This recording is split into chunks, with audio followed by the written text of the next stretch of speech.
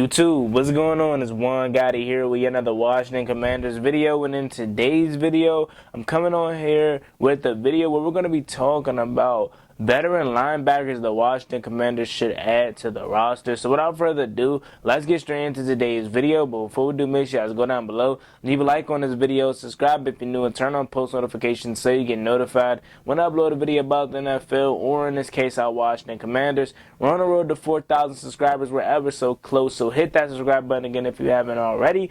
Let's get straight into today's video. So, linebacker.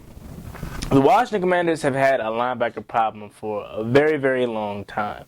And this past season, we didn't address it. This past free agency, we didn't address it. And this past draft, we didn't address it. Last year, we drafted Jamin Davis in the first round with the 19th overall pick. We thought he was going to be the middle linebacker of the future. Turns out he was a will linebacker. And a lot of us knew that before he even took a snap in the NFL. So middle linebacker was still a problem.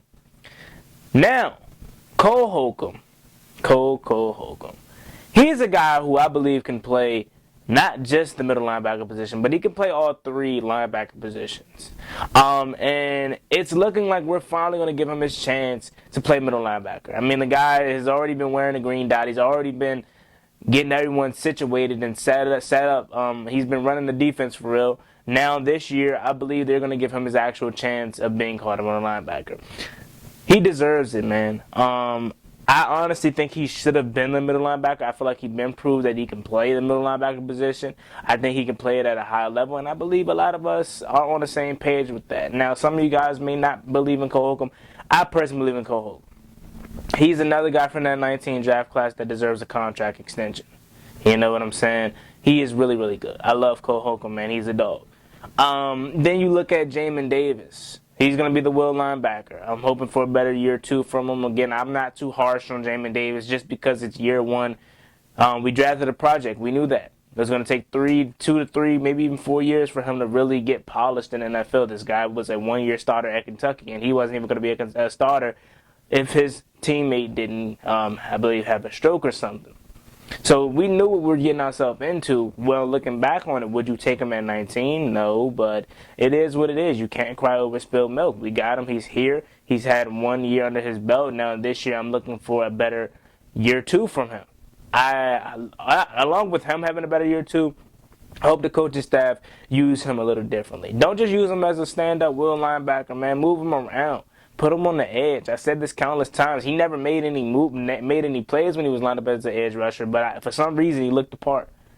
So just move him around. Use him as a defensive player, not just a will linebacker. He has all the athletic tools to play anywhere on the defense that you need him to. You know, there was some talk about him possibly playing Buffalo nickel. You know, he covered Kyle Pitts in college, so you know he has the athletic ability to cover tight ends. So maybe we could see something like that happen with Jamin Davis, but that's all I ask for, is just to be creative with him. Don't just have him standing up as a will linebacker, which I'm pretty sure they're going to do. Anytime you ask Washington to be creative and think outside the box, they either, one, don't do it, or they're too late to the party. Like, example, they finally decide to move Landon Collins to Buffalo nickel in the box like late in this season when we've been screaming that for about 2 years now. Then you have Khaleke Hudson, who I personally felt like coming out of Michigan, he was going to be a guy that was going to fight for that linebacker, that second linebacker role.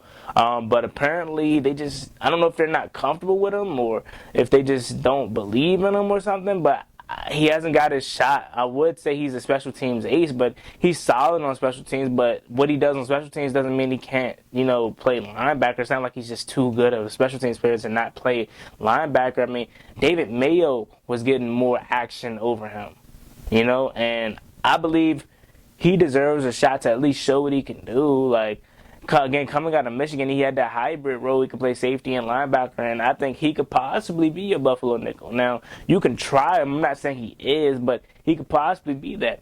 Or he could just be a strong side backer or maybe even a weak side. But Jamin's going to be your weak side. Cole's going to be your strong side or your middle linebacker. And now we need a strong side backer. And maybe that is Khaleke Hudson. Me personally, I would rather give him a shot than go out and get an experienced old veteran. But You know, Ron Rivera needs veterans, man. He said he wants a linebacker, another linebacker. He says he wants a veteran. So I believe we might end up signing a veteran close to the start of training camp or even preseason. So with that being said, after going over our linebacking core, I mean, you got David Mayo still there, I believe so. But he really doesn't matter. Like, you know, David Mayo is just a special teams ace, if anything. Now you look at these linebackers that are still available. There's not a lot to pick from, but there's definitely some guys that I would be okay with for having a one-year deal because, you know, again, Ron Rivera wants that veteran presence in the locker room and that veteran leadership at the linebacker core. Let's get number one out the way, Jon Bostic. I know a lot of you guys don't like Jon Bostic. I'm not the biggest Jon Bostic fan, but I could honestly see them bringing him back. I don't want him back. I know you don't want him back, but I could definitely see the Washington Commanders getting Jon Bostic back. Why? Because, again, they want that veteran presence, and they felt like, oh, man, maybe if Jon Bostic didn't tear his pec last year, maybe we actually would have been better at the linebacker position. You know how these guys think. They love them some Jon Bostic. So that's the most realistic option I could see for Washington, not because we want them as fans, but just because that's who they're comfortable with and that's who they know out of all the list of veteran linebackers that are still available. So Jon Bostic is number one. And then you look at the rest of these guys. For me, I would love a Dante Hightower from the Patriots. He's 32 years old, so he is up there in age, but he can come here and be a one-year starter for us or that veteran presence that we need. He has the Super Bowl experience, have a couple rings, right? So he can still come in here and not only lead by example, but he can still play solid. You know, probably not how he could back in his A-day, but he still can come in here and play some ball, man. He's not terrible, but that's probably my favorite to lead as far as these linebackers, just because, again, he has a Super Bowl experience and he can still play at a solid level. You have Anthony Hitchens from Kansas City, 29 years old, which would be solid. Then you have Joe Schobert from Pittsburgh, 28, who's still not signed.